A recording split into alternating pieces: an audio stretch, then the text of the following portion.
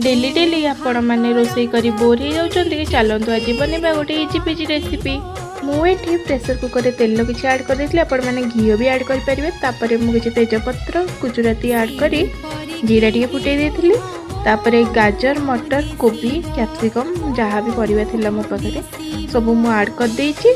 टिके भलरे फ्राई हो गला पर एटा आपण मैंने लूण हल्दी दे देबे। तापर आउ कौन टिके फ्राई हो गला पर आपण मैंने चाउल ऐड कर देबे। जेतिकी चाउल नेबे ता हिसाब रे पानी टिके हल्का कम देबे जोटा कि सुखला सुखला बढ़िया खिचड़ी टाइप आसो। हॉस्टेल थिला बेले ना एटा तो मोर सबुठ फेवरेट थिला कहीं बहुत इजी रे भी बनी जाए। मो भाई जो मैंने आगु हॉस्टेल रही थे झील बेले से आपण मैंने जानते जे यहाँ बहुत इजी आउ हेल्दी भी एटा। तापर एठी मु किछि चीनी ऐड कर दोची मैंने मते तो फ्लेवर दरकार थिला ना मीठा और लुणियार पर बेसी नहीं दुईटा खंडे सीटी दे देकी खोलीदेवे। देखो केते बढ़िया से मोर ये खिचड़ी बनी जाइए। वीडियोटी भल लगे लाइक से सब्सक्राइब करने को भूल